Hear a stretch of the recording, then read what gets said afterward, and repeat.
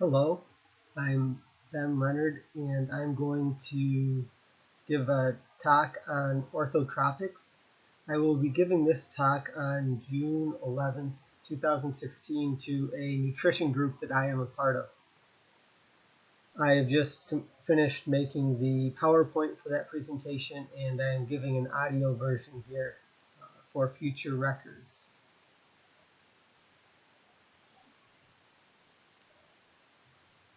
I'm going to begin this presentation by looking at who the key figures were in developing orthotropics, then talk about what our faces were like in the past before the changes occurred that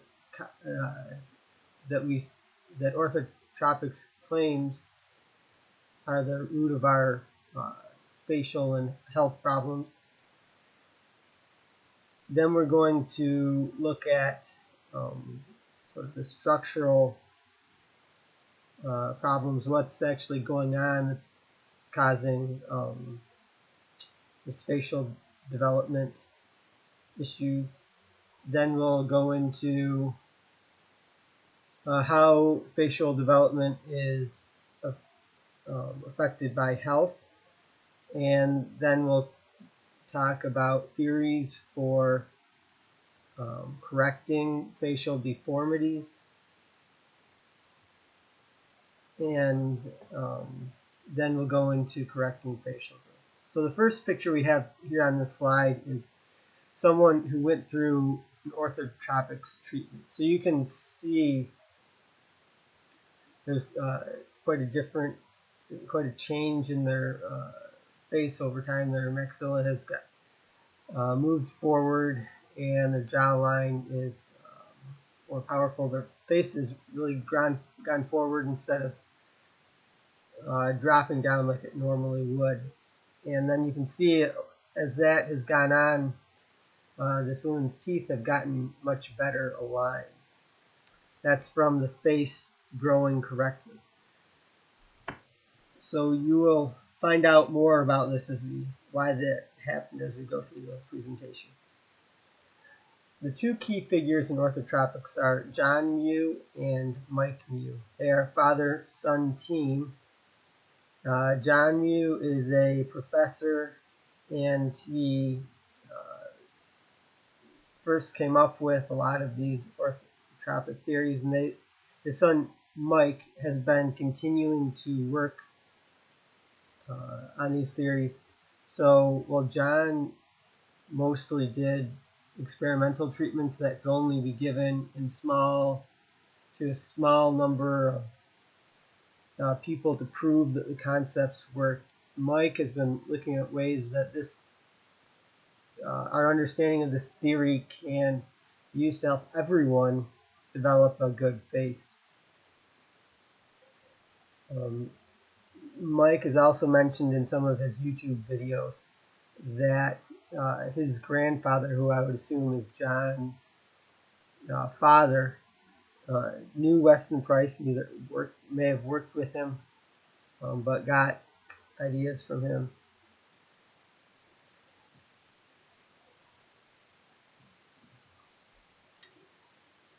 So in the distant past, everyone had perfect teeth.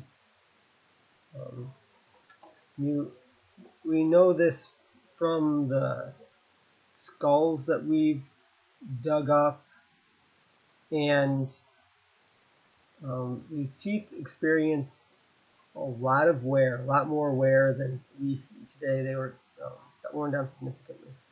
Then,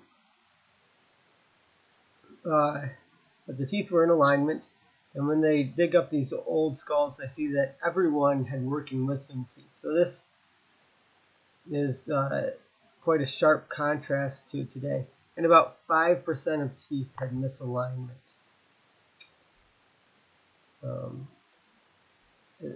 That's a big thing right there. Pretty much everyone had their teeth come in good alignment, and their teeth really went through a lot, getting really worn down.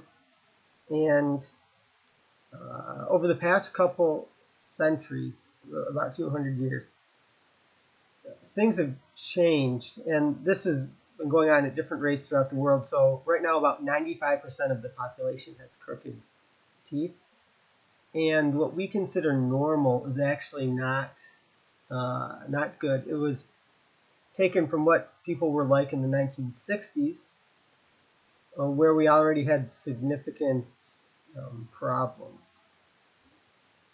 And on the photograph right here, you can see a picture of Sienna Miller, who's an actress, and her sister. In the caption, they're pointing out the difference in the lips. The lips are affected by your facial posture, but you can also see that the cheekbones look different on them as well. And this, what orthotropics is saying is these changes are not just over millions of years people have gradually gotten different. This is due to how people are using their face, causing it to grow different.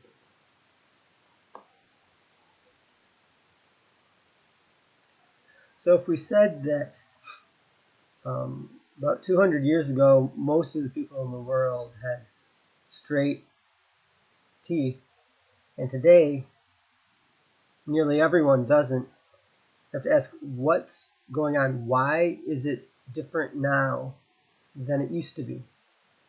And the biggest difference is what our jaws do, how we're using our mouth. Today, our jaws do about 3% as much work as our ancestors did early times. This is in comparison to our skeletal systems, which work about 30% as hard. I'm not sure where these numbers come from, but I've heard them in some of the presentations that Mike Mew has given.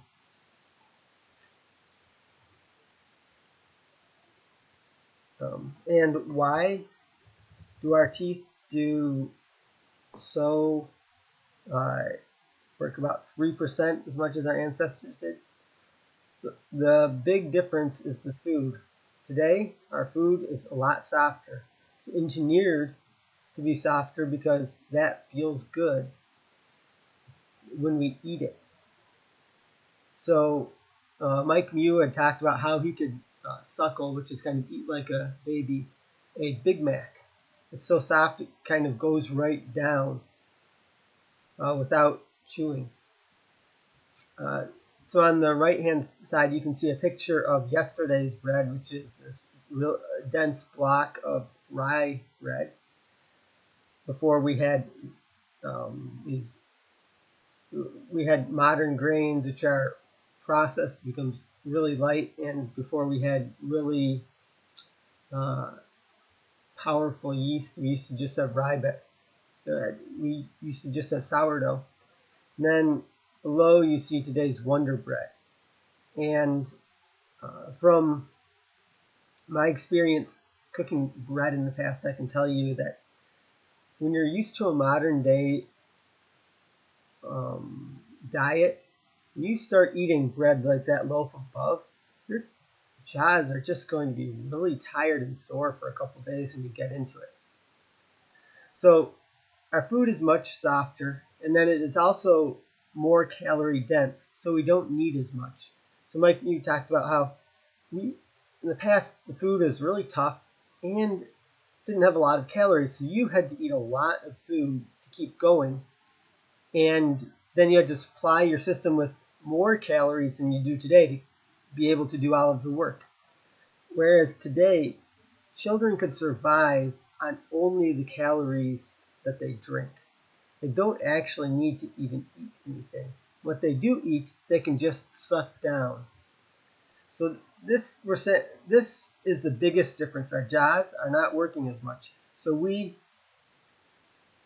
have, in essence, like with our skeletal system, you got in the past you grew up doing farm work, baling hay and mending fences, hiking through the woods, and the next generation gets a job as a computer programmer sitting at a desk typing all day. Your skeleton is going to look a lot different. It'll be curved differently from sitting in the chair. It won't be as big because it won't have developed through all the forces when you're working in childhood, and your muscles won't be as large. Pretty much you could summarize orthotropics as saying that's happened to our faces. So on the previous couple of slides I mentioned that most of the changes have occurred in the past 200 years. And before this time you had some people who had a poor facial development. One example that he gives is the Duke of Wellington. And the Duke of Wellington, I've got a picture of him here over on the right. You can see here his mid-face is very far back. You're not sure about that now. When you see the maxilla, this area underneath the eyes, it's back. And it's a little bit hard to see his jaw, but you see a very fat, flat face, and it's dropped down quite a bit. I am not as good at picking out the signs on the teeth and the chin, but I know that area is important. That shows a lot of the lips and the chin show the effect of how you eat, and I guess that lip and chin are affected by show signs of poor development. Additionally, the Roman nose, which is a characteristic of the Roman upper classes, that nose, Mike Mew says that comes from the face withdrawing or not falling down and not growing forward and leaving that nose out there. In addition to having to swing your head forward because of that drop in your face. So that caused the Roman nose, which is actually looks quite similar to what the Duke of Wellington has here, and that's caused by a recession of the face. And that was had by the upper classes. Upper classes were the ones who had the opportunity to eat all of those soft foods, and so they had the problems. So when we get back to square one, where orthotropics is an alternative viewpoint to the conventional orthodontic viewpoint. Orthodontics is worried about straightening the teeth, and orthotropics is also worried about straightening the teeth. But orthotropics says if you get the face to develop correctly, the teeth will come into alignment automatically, whereas standard orthodontics says you have to pull those teeth into into line, and sometimes you have to extract the teeth in order to do this. So because the teeth are out of alignment because of our faces grown improperly, orthotropics is looking at why our faces are improperly formed, why they grow that way. And we say that the face should grow forward, but today most faces grow down. On the right here you see a picture of a woman as a child and at age 63. And in the picture of a child, they show signs that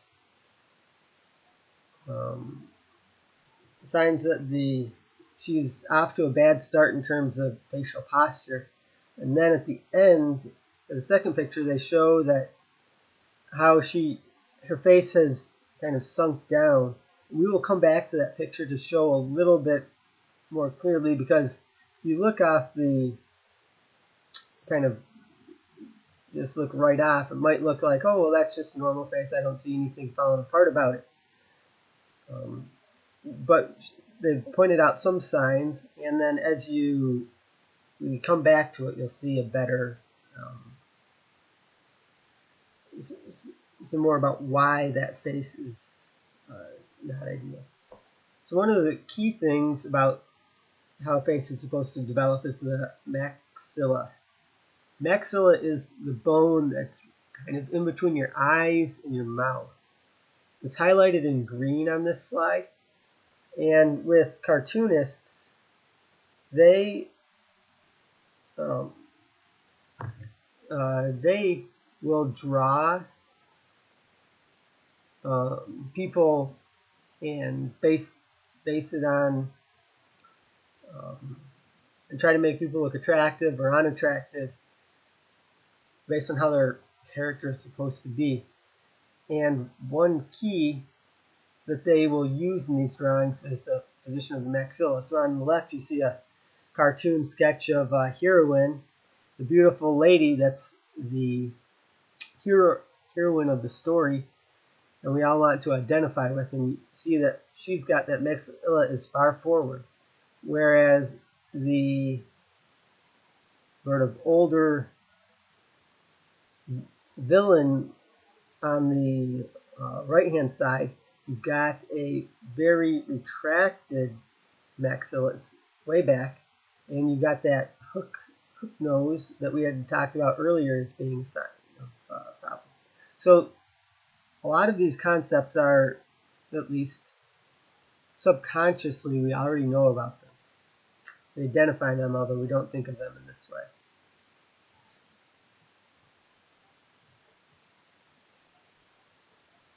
So we're going back to analyzing a face, and we had, on the previous slide, talked about how the maxilla should be short forward. Then also the jaw. We want the jaw to have a sharp angle and to be powerful. The picture on the upper right, you can see what happens when the jaw drops down. The overall mandibula length is the same, but because of that curve, you've got a lot less space on the dental arch for teeth to come in. And that's why you have trouble fitting all your teeth in and they become misaligned, and why your dental arches, or your why your wisdom teeth don't come in correctly.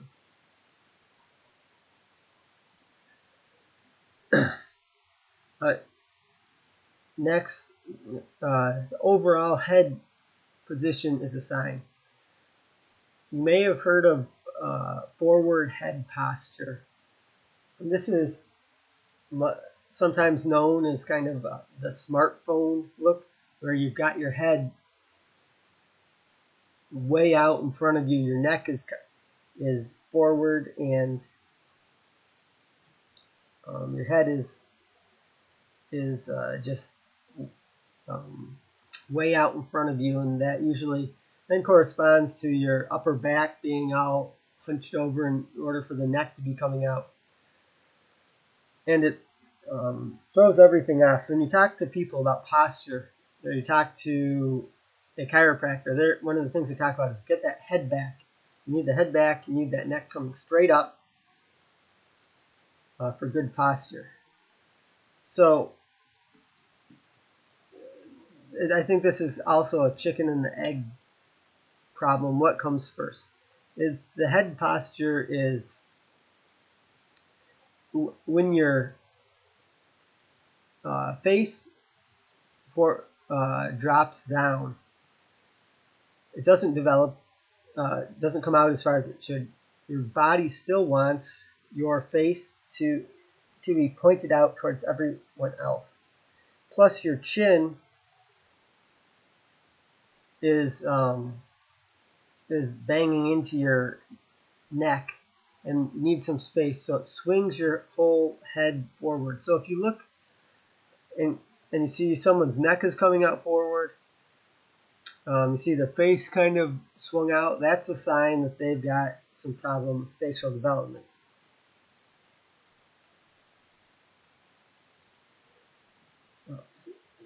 moving on to the next slide, the causes of downward facial growth. There's 3 things I'm including in this primary causes.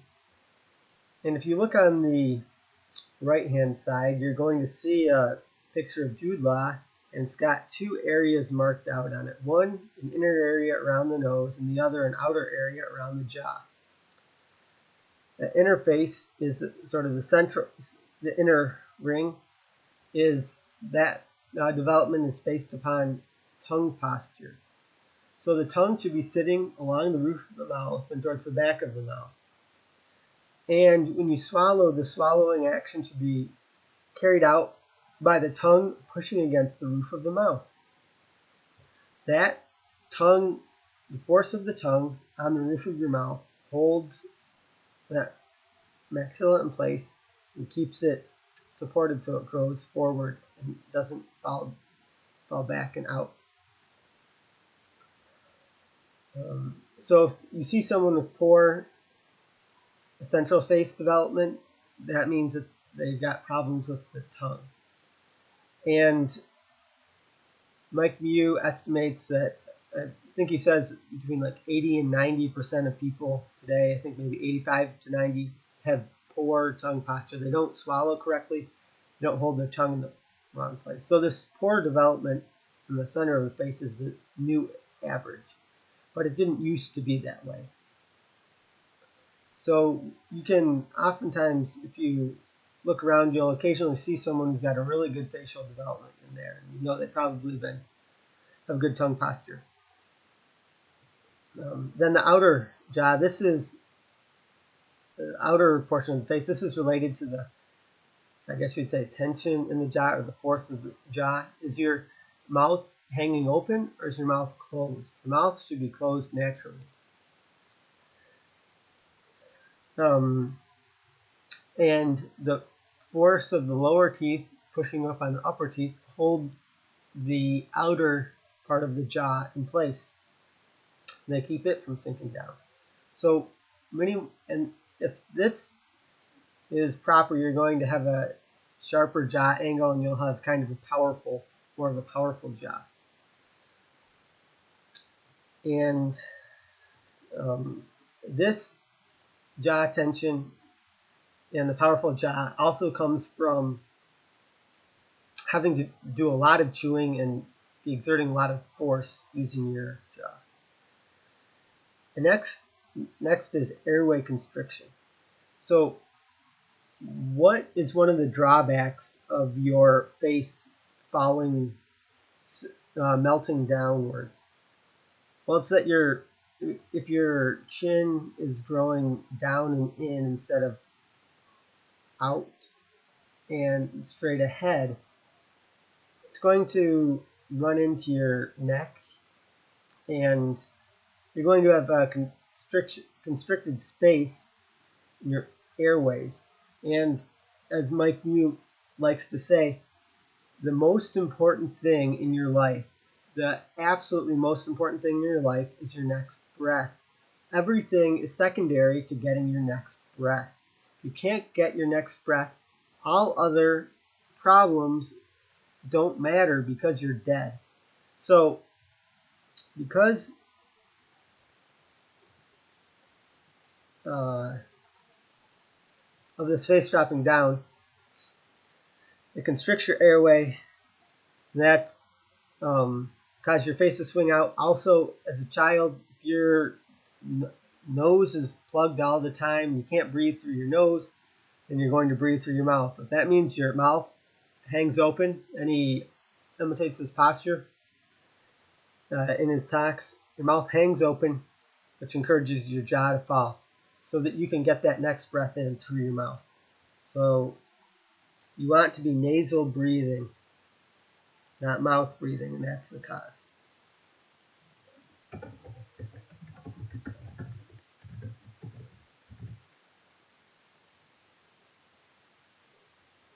So what is the proper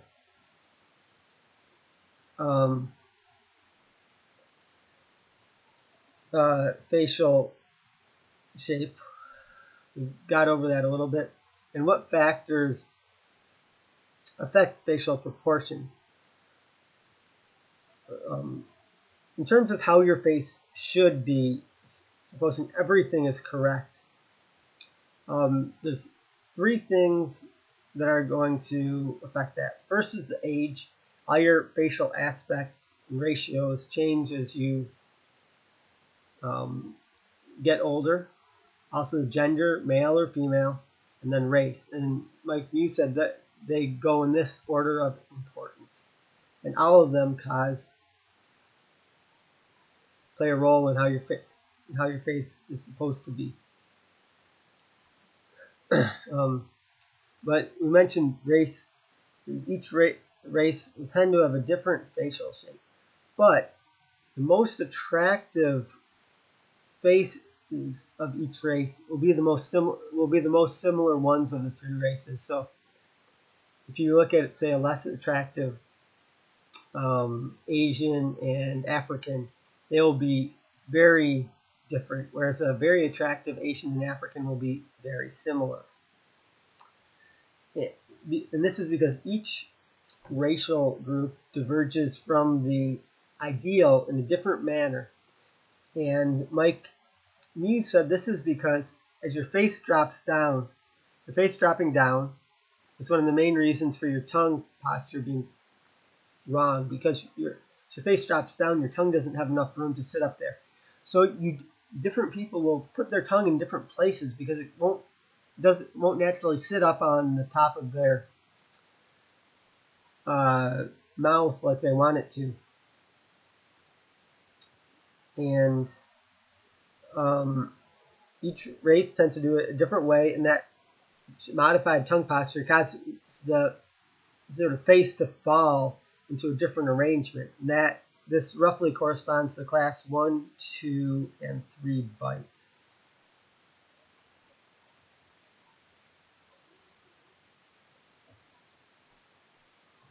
Mike Mew also, before we go on, I've got a picture here of a Native American.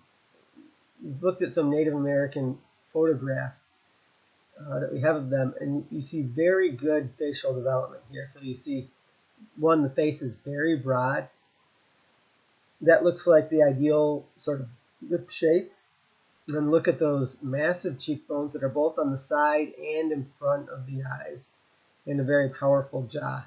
I'm not sure, it looks like there might be some kind of bags under the eyes, which would not be ideal, but overall this is a very good face. One of the factors that Mike Mew had talked about was that when he goes into a different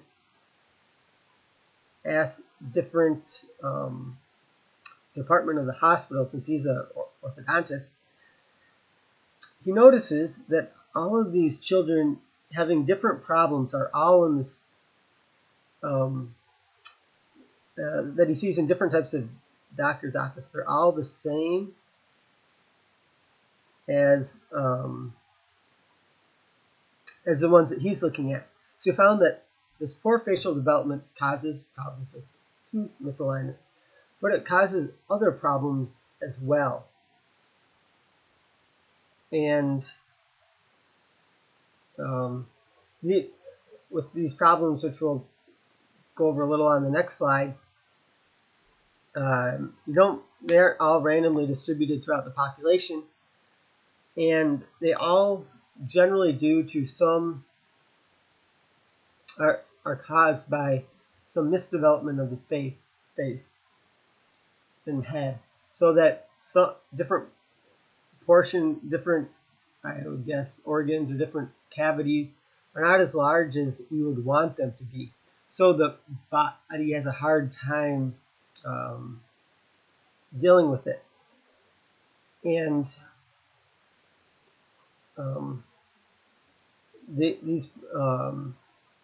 and he can tell just by looking at people what they've got, where they have, whether they're in this crew with a lot of problems or not.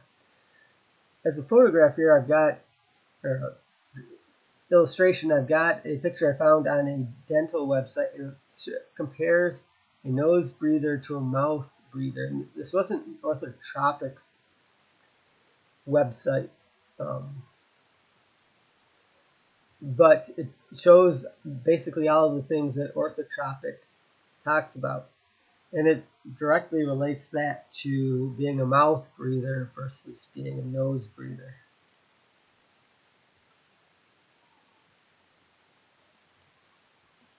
So I mentioned the different related problems. There's the ENT, ear, nose, throat, the TMJ problems, that's with the jaw. Got upper back problems, neck problems, malocclusion, glue ear, allergic shiners underneath the eyes, snoring, and then just faces being less attractive. All of these problems come from the same facial misdevelopment. And in this picture, you get an idea for what's proper and what's improper facial development. The red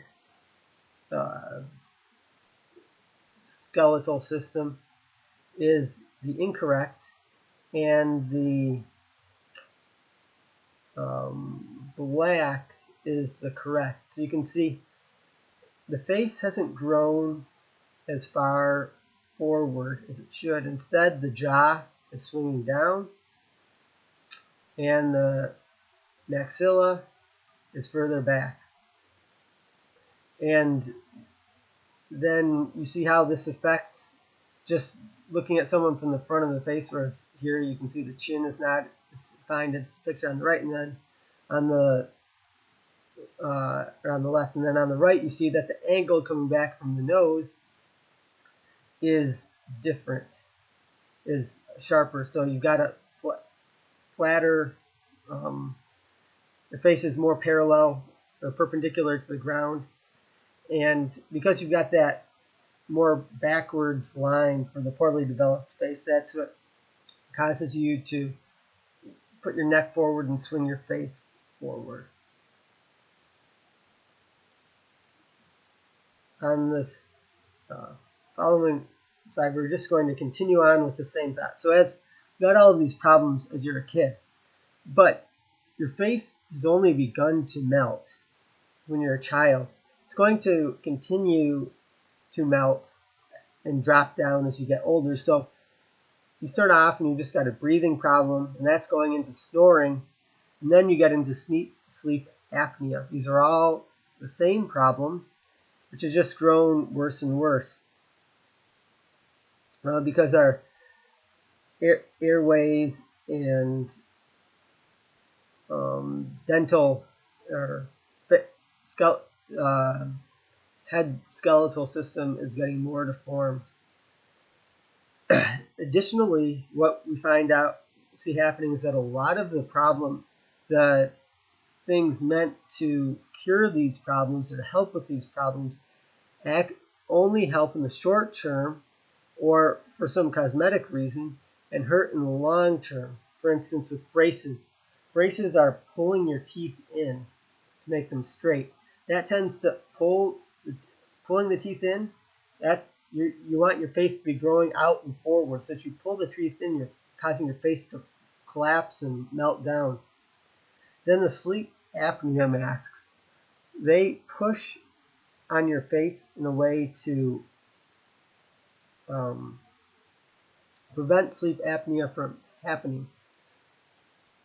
But it moves your face into the right position on an immediate basis, but on the longer term basis, it distorts even more the way the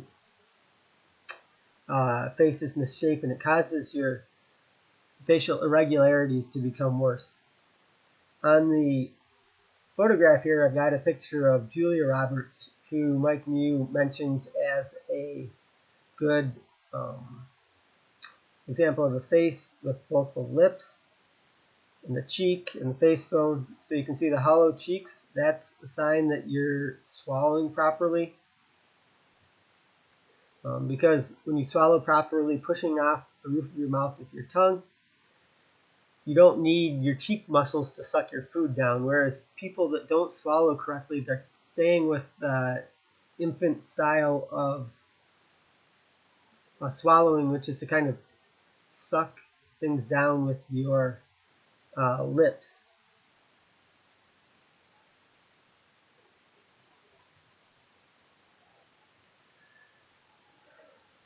So we've talked about how our faces are falling apart, and why that's bad. A little bit about why it's caused.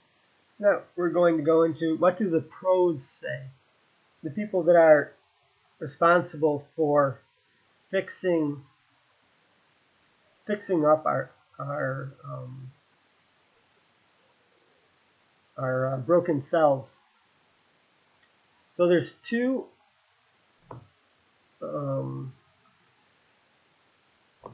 people can be divided into two camps here. By far the largest one is the genetic camp. It says that this is all based on genetics.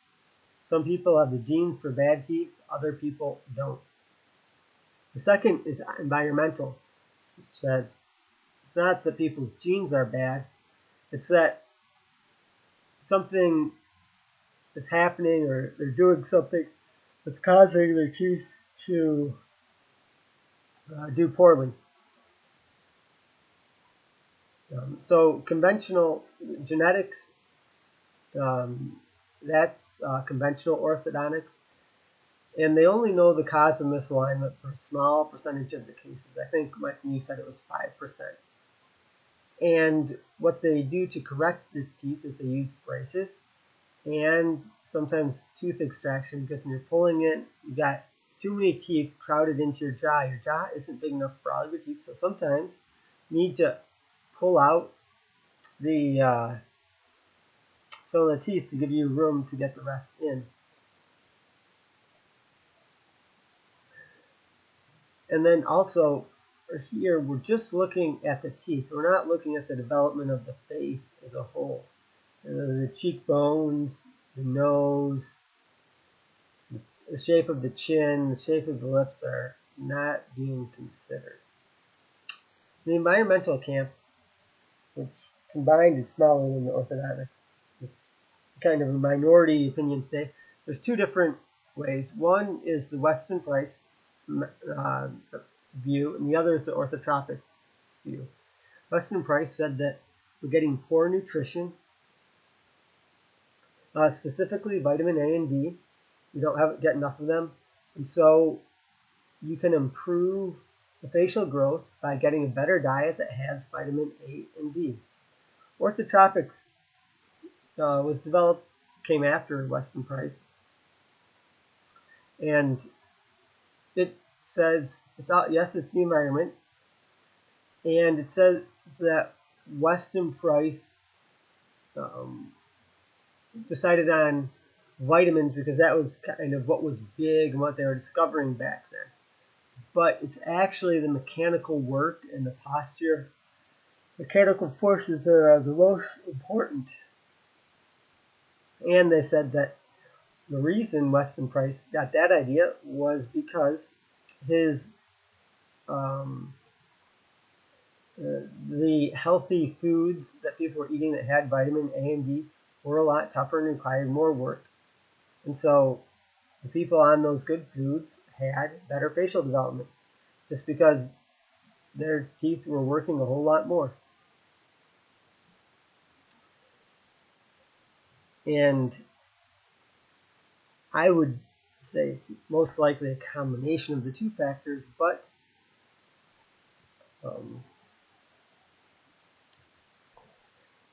of course, orthotropics is, and I don't think orthotropics and Weston Price get into too big of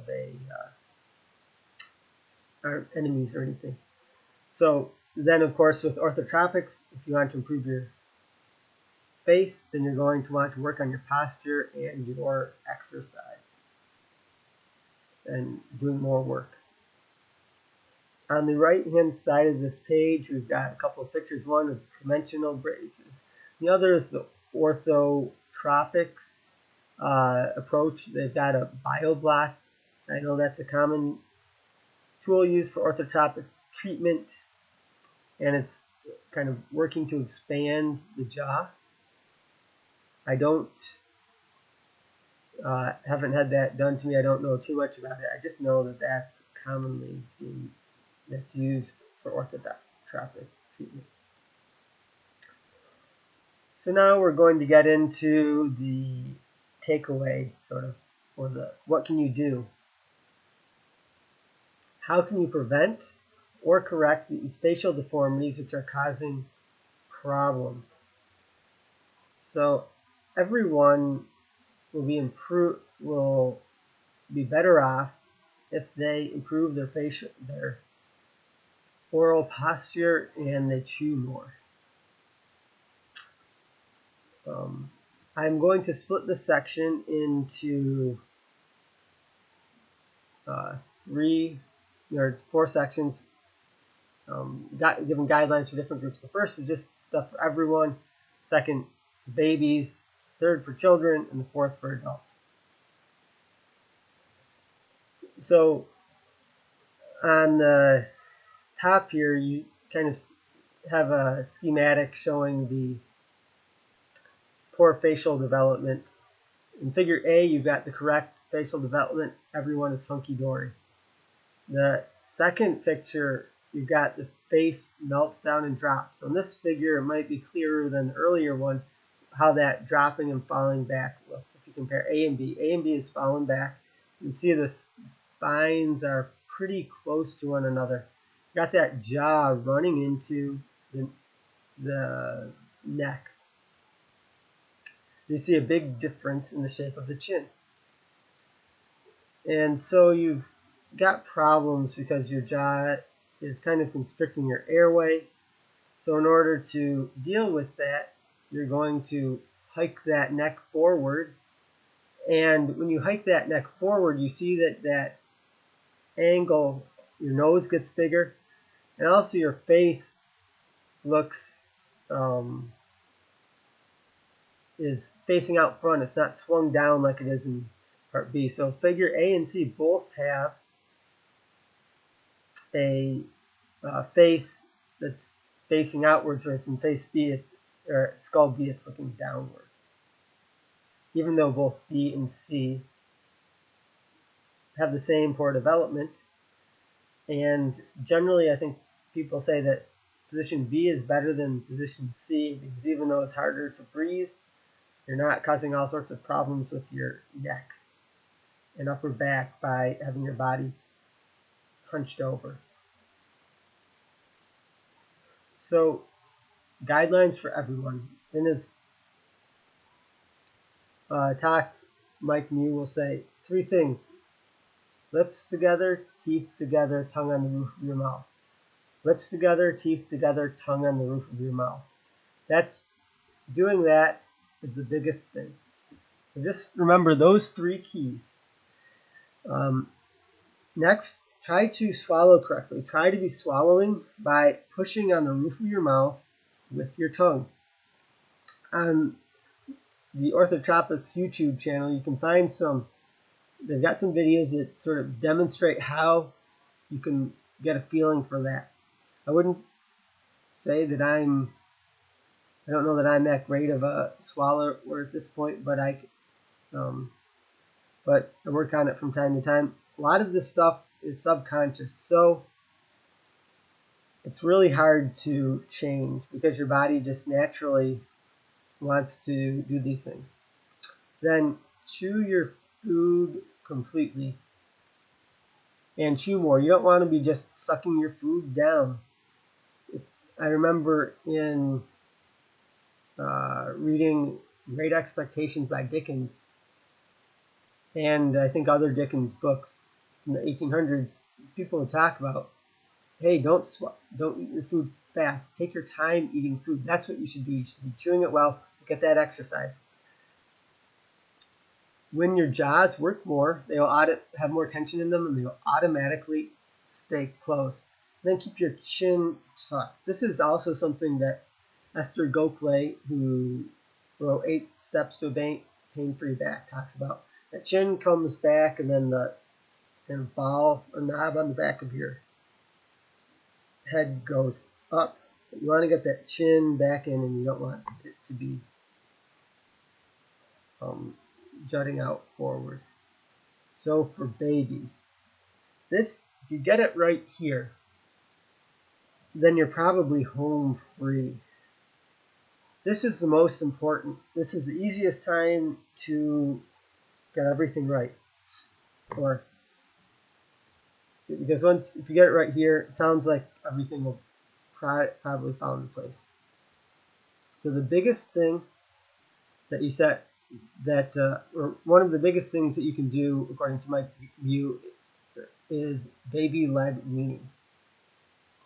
We tend to start babies off on really soft foods, and before they're ready to swallow correctly. So as soon as they're able to eat something really soft, you get them to do that. So when they eat these really soft foods and they aren't able to swallow yet, what they do is they suck the foods down, and eventually you give them without chewing them, without using that tongue to push on the roof of their mouth and to swallow. And then they get harder and harder foods, and they swallow those, suck those down as well. So 85 to 90% of people are still swallowing pretty close to the way they swallowed when they're a baby, and that's not good. So when that, because then your central face is going to drop down. You're not going to have those hollow cheeks. You'll keep on having puffy cheeks because you're using those cheek muscles to suck your food down. Another thing, you want to keep the child breathing with his nose and not his mouth. I just put in a book here, Shut Your Mouth and Save Your Life by George Catlin, the famous painter. This talks about his experience with the Native Americans, and he determined, and from living with them for a lot, he said that to be healthy, you need to keep your mouth shut. That was his big thing. Although he doesn't have a great program other than just try and keep your mouth shut, other than willpower. Mike Mew does not see breastfeeding as playing a significant role in facial development. That doesn't mean that he doesn't encourage you not to breastfeed or anything like that, but I think he says that from his experience, you can develop proper swallowing technique and everything if you are bottle fed as well. And I would guess that breastfeeding is still better, but part of this is just because everything Michael Mew is looking at is after weaning. So there's probably some things for weaning that are important, but he's looking at what's happening once you're chewing. So once you are doing the chewing and swallowing, that your breast versus bottle isn't that important anymore. So as a children, orthotropic, as a child, you can have a child be treated for orthotropics instead of orthodontics. Got a case study in the photograph here of someone who's treated with orthotropics. One thing to keep in mind here is that orthotropics treatment starts earlier than orthodontics, because orthodontics, you're waiting for the teeth to come in and then you straighten them out. with orthotropics, what you're trying to do is you're trying to get your teeth to your jaw, your face to grow so that you have enough room for all your teeth.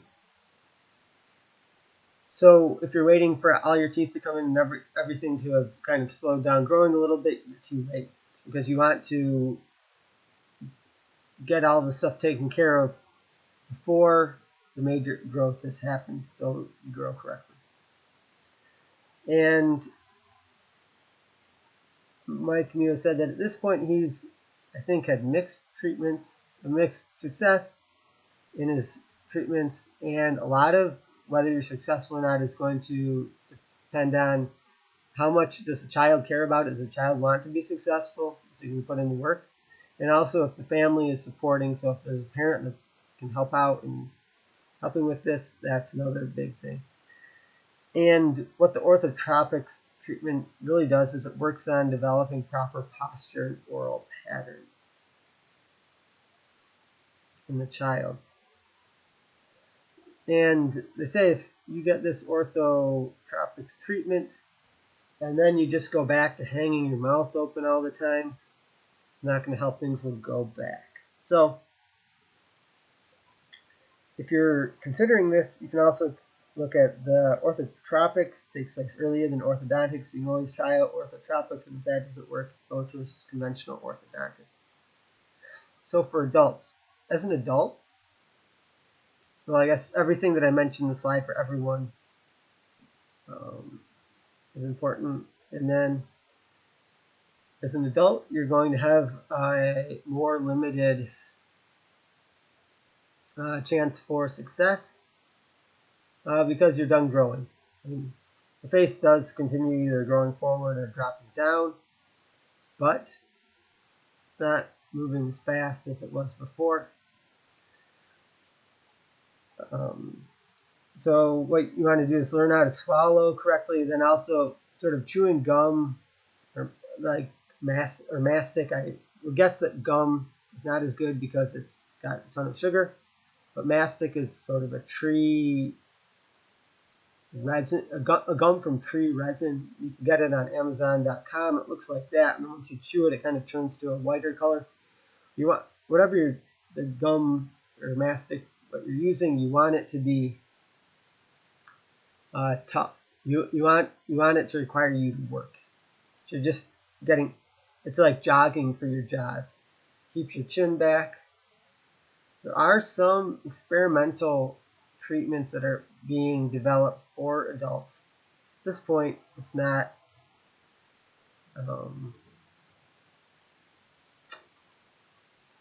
I don't think there's anything on a large scale or anything that would be easy to get. But the main thing is to just work on your oral posture and exercise, and you can prevent your face from getting worse. You could probably also see some improvements as well. So now, thank you for listening to this talk, and to wrap it up again, we've got another picture of someone who's been improved with orthotropics, looking at his teeth. Obviously, we see a big improvement right here. When you look at the face, you can see a big improvement as well. And I think that also, compared to the beginning of this presentation, you get you can better pick out why the face looks better at age 15 than at age 7. So in this presentation, we went over a little bit of history, what our faces used to be like 200 years ago, what we did back then, now why it's different.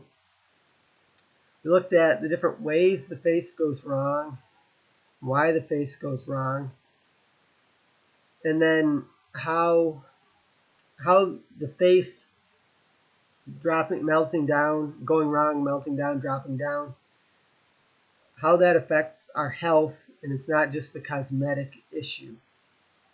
And we went over the 3 theories about facial deformities, the genetics theory of orthodontics, and then the 2 environmental theories, the Weston Price nutrition and the Mike Mew orthotropics mechanical work theory. Then we went over what you can do to try and improve your face. So thank you for listening to this presentation. And if you want to get more information, I would recommend going to the orthotropics website. You can download chapter 4 of John Mew's book for free. It's pretty useful. You can also go to the orthotropics YouTube channel, which I believe is just youtube.com/orthotropics. And they've got a ton of videos up there. Look at some of the lectures that Mike Mew was given. There's one that was given to, I think, the 21 convention or something like that, that I think is a really good introductory lecture. So thanks again for your time.